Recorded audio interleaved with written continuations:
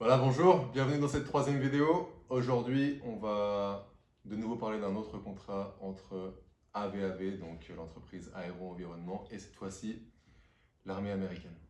Voilà. Alors, cette fois, c'est un contrat un peu plus grand, avec des montants un peu plus gros. Donc 500 millions. 500 millions, c'est le contrat cadre qui a été annoncé par le DOW, donc Department of War.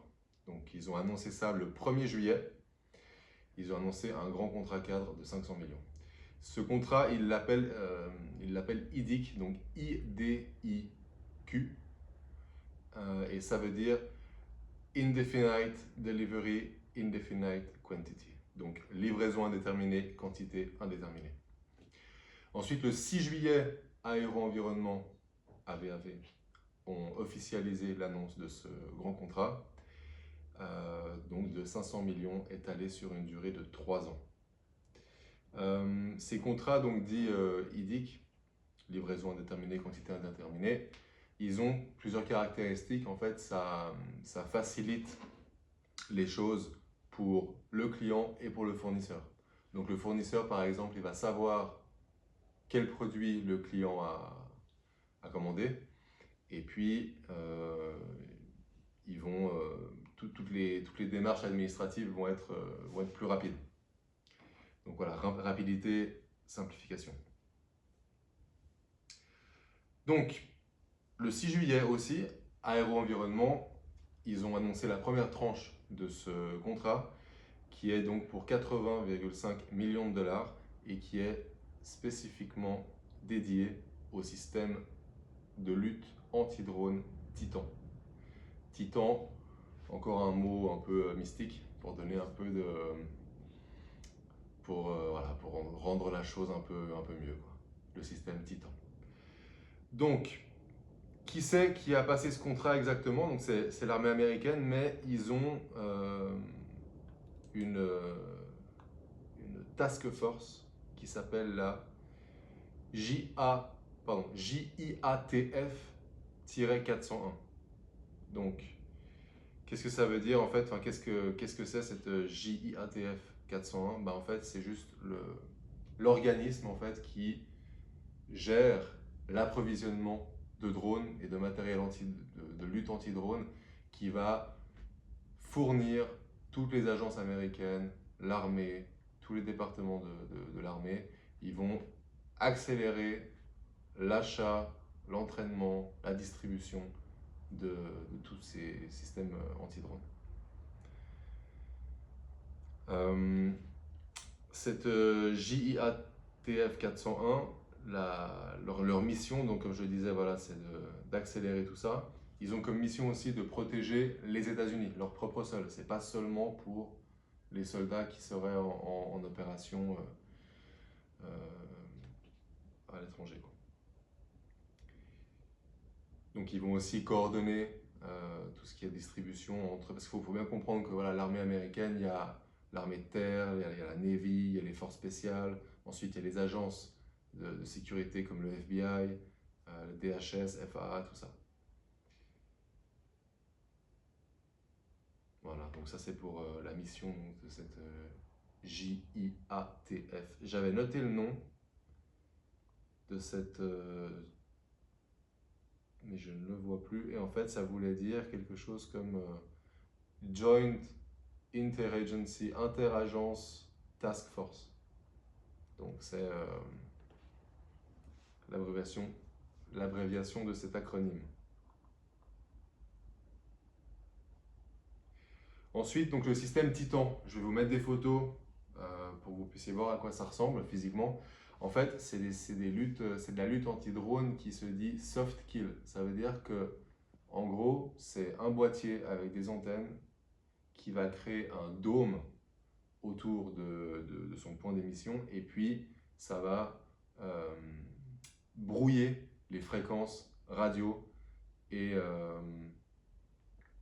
en fait quand il y a un drone qui va approcher, eh ben, il va être brouillé, donc soit il va tomber tout seul, soit il va retourner automatiquement là d'où il vient, mais en tout cas son contrôleur, le contrôleur du drone ne va plus pouvoir agir dessus, quoi.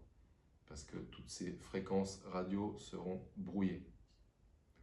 Ensuite, ça pose un petit défi quand même supplémentaire parce qu'aujourd'hui, les drones, eh bien, pour contrer justement les brouilleurs, ils ont des commandes à fibre optique. Donc en fait, il y a un fil, il y a une bobine de fil derrière le drone qui va servir de connexion entre le pilote du drone et le drone.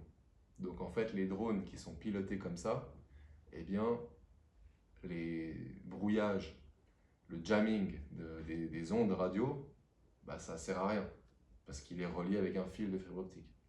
Donc, pour ces drones reliés à fibre optique, eh bien, ce système Titan, il y a une gamme qui est un peu plus lourde et imposante que les autres. C'est le Titan MS pour multisenseur. Et celui-là, il sert pour les sites fixes, donc par exemple une infrastructure qui doit être protégée. Et là, en plus des systèmes de brouillage d'ondes, il va y avoir un radar avec une imagerie optique et des caméras infrarouges, etc. pour là repérer toujours le drone qui arrive, même s'il est guidé avec un câble de fibre optique, ben on va toujours pouvoir le repérer. Et ce système, une fois qu'il l'a repéré, eh bien, il peut transmettre ses coordonnées à un autre système d'armes, cette fois-ci lui qui pourra tirer sur le drone en approche, et puis donc automatiquement lui transmettre les coordonnées pour savoir où il est, et comme ça le système d'armes peut l'abattre. Donc ça c'est pour le Titan MS, donc c'est pour les, comme je le disais, les infrastructures fixes. Ensuite le Titan 4, c'est un boîtier, donc lui peut être transporté très facilement et il se déploie en moins de 5 minutes. Ensuite, il y a des modules qu'on peut mettre pour rajouter de la portée à ce dôme de protection. Et puis, tout ça, c'est géré par le système AV de Halo. Ça s'appelle Halo. Donc, c'est le système d'exploitation centralisé par IA qui connecte l'ensemble des capteurs et automatise les prises de décision. Donc, tout ça, en fait, tous ces capteurs, tous ces systèmes de brouillage d'ondes, eh bien, ils sont gérés par une IA pour faciliter l'utilisation de tous ces systèmes. Ce qui est important de dire aussi, c'est qu'il n'y a pas besoin de formation pour utiliser ce système Titan. Donc en fait, n'importe quel soldat n'a pas besoin de savoir grand-chose que d'installer le système en moins de 5 minutes. Donc il va appuyer sur un bouton on, off. Il y a 2-3 petits réglages simples à faire, mais après le système il est installé et il n'y a pas besoin d'être un expert, quoi. Voilà. Ensuite, ce système, il a déjà connu un franc succès à travers le monde, dont en Ukraine. Il est utilisé en Ukraine. Il est intégré comme programme officiel donc, par le Pentagone, comme on disait maintenant. Il est déployé dans 17 pays membres de l'OTAN et d'Amérique latine. Et puis, il y en a d'autres qui vont se faire livrer actuellement. Il y a encore d'autres pays qui ont passé commande actuellement, c'est pas détaillé dans cet article, dans cette press release, mais ils disent qu'il y a d'autres pays qui sont en train de passer commande en ce moment.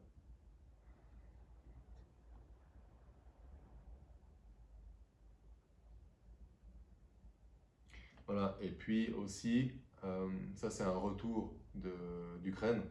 En fait, les fréquences radio que les Russes en l'occurrence utilisent pour contrôler ces drones, eh bien, les Russes, ils changent ces fréquences radio très régulièrement, justement, comme ça les brouilleurs ne peuvent pas les capter. Mais en fait, avec ce système de AVAV, eh bien, il est très régulièrement mis à jour et toutes les fréquences radio sont intégrées de façon rapide, comme ça, même quand il y a des nouvelles fréquences qui sont utilisées, eh bien, le système Titan peut quand même les griller, quoi.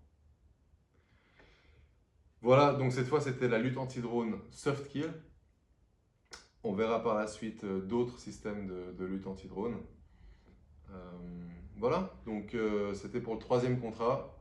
Je vous mettrai les photos. Je vous mettrai aussi le mouvement sur le graphique. Et puis, à bientôt!